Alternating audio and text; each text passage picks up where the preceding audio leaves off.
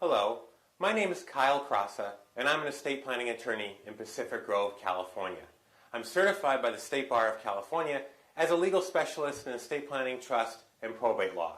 Now, although I'm an attorney by profession, my parents were teachers, and that has given me the unique ability to explain complex legal principles in an easy-to-understand manner. And the way that I typically do that is use a teacher's tool, the whiteboard. Now, in today's lesson, we're going to compare a living trust with a power of attorney. For most comprehensive estate plans, you're going to have a binder full of all sorts of different documents. You're going to have your living trust, your power of attorney, wills, healthcare directives, funding documents, and so forth. And the two documents that a lot of people confuse are the living trust versus the power of attorney. How do those documents interact with each other? A lot of times people get confused. They think they do the same thing. So today's lesson is going to explain the difference between a power of attorney and a living trust and why you really need both. Now, when you have a living trust, the living trust is really the most powerful tool in your estate planning arsenal. It handles both, it's effective both when you're living and you have capacity. It's effective when you lose capacity, you become disabled and you can't manage your assets anymore, and it's effective even when you pass away. And most people realize that in order for a living trust to be effective, you need to make sure you title all your bank accounts, your real property, basically all of your assets except for three categories: retirement plans, life insurance, and annuities. Other than that, you want to make sure all your other assets get titled to the trust.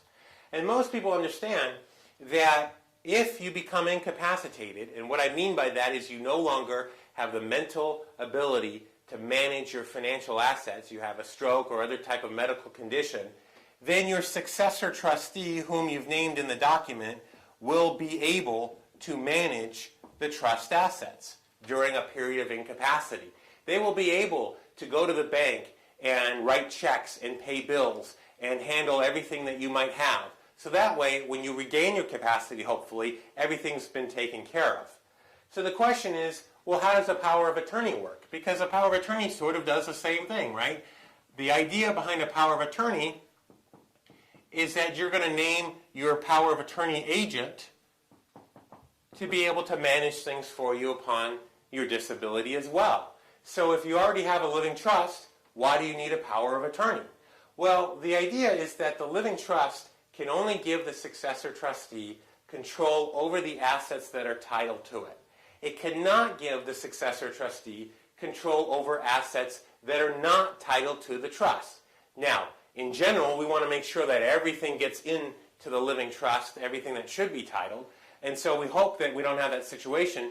But even if everything that's supposed to be in the trust is titled to the trust, there are still aspects of your life and certain assets that are not going to be handled by the successor trustee.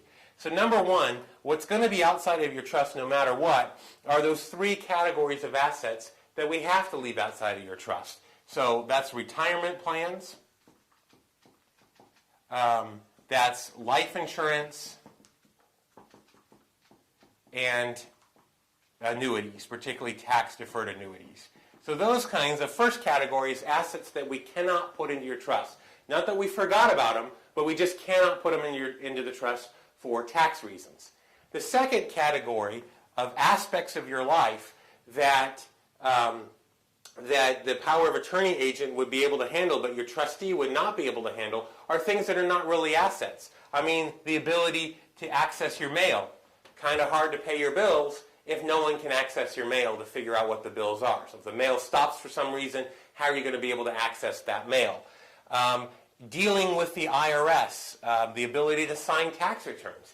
Just because you've lost capacity doesn't mean that the IRS gives you a free pass. You're still going to have to file your taxes, and if you can't sign the tax return, who can sign on your behalf? Because the tax return is not an asset that's in the trust cannot give the successor trustee the legal authority to do that. Dealing with government agencies such as Medicare and Social Security. Now, it might be a good idea to see if there are separate forms for those institutions to give a power of attorney that possibility, but at least a general, detailed, durable power of attorney is going to allow access and allow someone to deal in general with government entities on your behalf that the trust just cannot simply do. So even though we have a trust, we still have to have a power of attorney in order to handle these non-trust assets at death. And I don't think a power of attorney really is a good substitute for a trust because of all the other things that a trust can do. But just because we have a trust doesn't mean that we don't need a power of attorney. Now, what I always think is important, and I always advise my clients, is whomever you're naming as your successor trustee should probably be the same person who's named as your power of attorney agent, because you're doing a lot of the same similar things. During incapacity, they are managing your assets, and you want the same person to be able to manage your bank accounts to also sign your tax returns or to manage your retirement plans. So it often makes sense, and sometimes you might want to double check your estate plan to make sure that there's continuity between the living trust and the power of attorney. Now, I hope this video gave you an idea of why you need both a living trust and a power of attorney and how they interact with each other. Just as always, please remember that this video is intended for general legal information and does not create an attorney-client relationship. Because the law is so complex and your situation is always unique, it is important that you consult a qualified attorney who is licensed to practice law in your community before acting on any of the information contained in this video. Thank you.